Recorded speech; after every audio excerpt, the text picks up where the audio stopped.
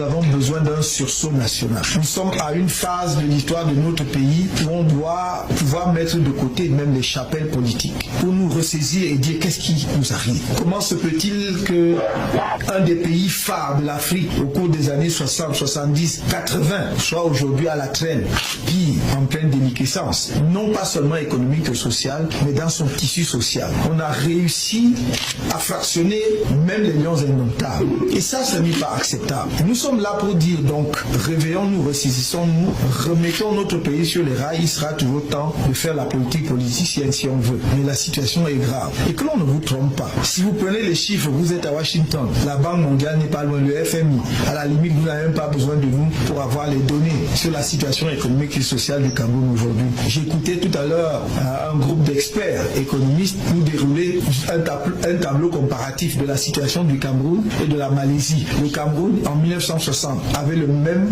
PIB par habitant que la Malaisie. Aujourd'hui, je crois, j'ai pu retenir le chiffre, mais le PIB de la Malaisie est multiplié, fait 10 fois, ou si je ne sais plus combien, 17 fois le PIB du Cameroun. 17 fois. La Corée du Sud, pareil. Donc, sans même espérer être au même niveau de développement que ces deux pays, nous aurions dû au moins préserver ce que nous avions dans les années 80, à la fin des années 80.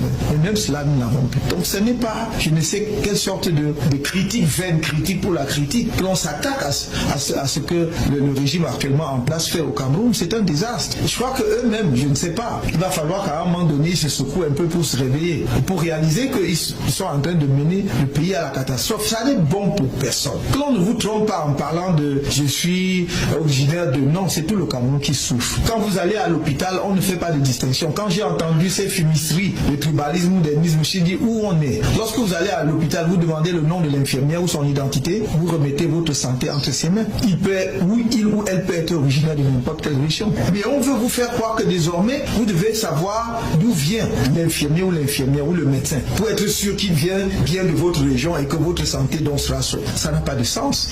Si vous faites un accident dans la rue, vous savez, celui qui va vous ramasser ou relever, non, vous n'en savez rien. Donc arrêtons cette absurdité. Comme je l'ai dit hier, personne d'entre nous n'a choisi de naître là où il est né. Et avant d'ouvrir nos yeux, nous découvrons que nous sommes nés dans un coin du Cameroun ou dans un coin de la planète.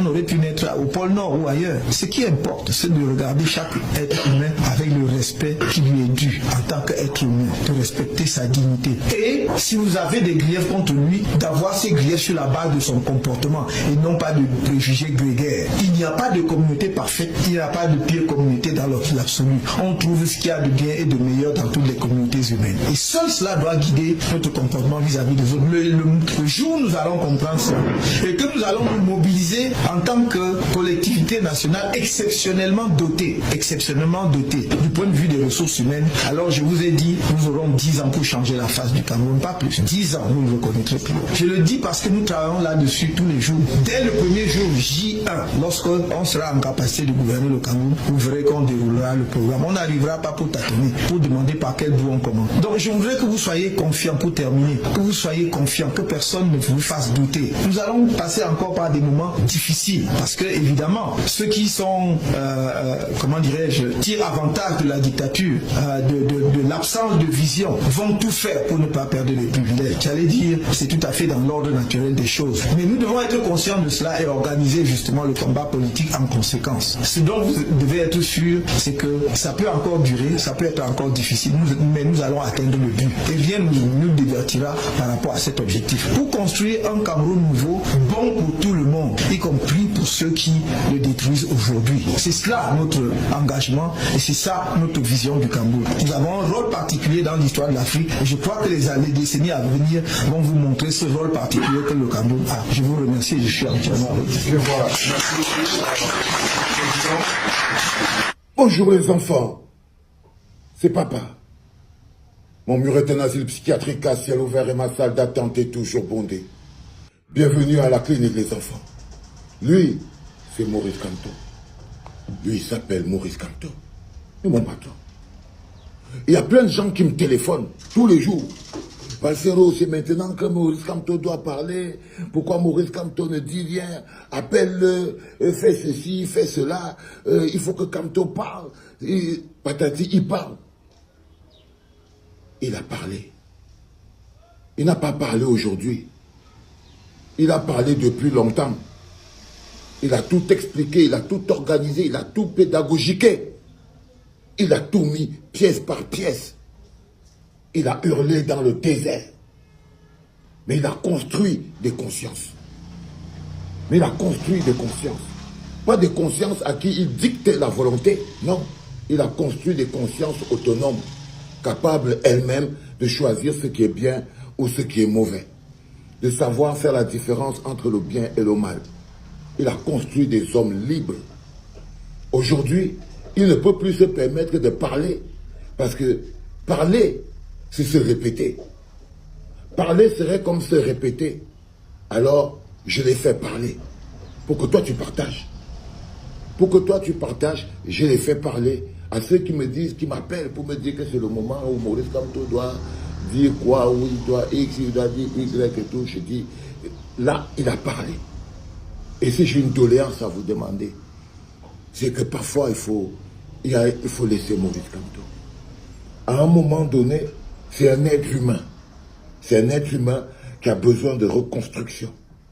Il faut le laisser observer parce que même son silence, même le silence actuel qui est un silence apparent, est un silence assourdissant. C'est le silence qui gronde. Son silence gronde comme le tonnerre. Son esprit plane partout. Son esprit plane partout. Ça veut dire que Issa Tcheroum a fait quelque chose, on accuse Maurice Kamto. En ce moment précis, les responsables régionaux, départementaux du MRC sont traqués partout dans le pays. Alors qu'il n'a même pas dit un mot, Maurice Kamto. Imaginez-vous le contraire, s'il avait dit quelque chose. À l'heure actuelle, le gouvernement fait tout pour essayer toujours d'incriminer le même Maurice Kamto. Parce qu'ils connaissent qui est leur véritable adversaire et c'est quoi le danger. Et c'est quoi le danger?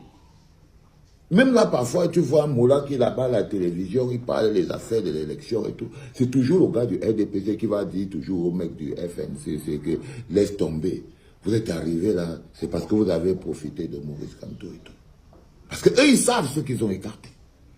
Eux, ils savent ce qu'ils ont écarté. Donc, s'il vous plaît, il faut que Maurice Kamto parle. Il faut que Maurice Kamto parle. Il parle tous les jours. Il parle tous les jours. Et à chaque fois que vous aurez envie d'entendre sa voix, faites-le moi savoir. J'ai en stock. J'ai en stock. J'ai en stock la quantité qu'il faut de Maurice Kamto pour alimenter des jours et des jours, si vous voulez. Bonne résistance, les enfants. C'était papa. Ouais. Comment tu peux aussi regarder une vidéo sans t'abonner? Abonne-toi! Surtout clique sur la cloche de notification. Ça, c'est la page de Buzz. Si tu veux être au courant des buzz et toutes les actualités au 237, abonne-toi et clique sur la cloche de notification. Partage aussi pour m'encourager. Surtout, si tu as quelque chose à dire, papa, lâche un commentaire.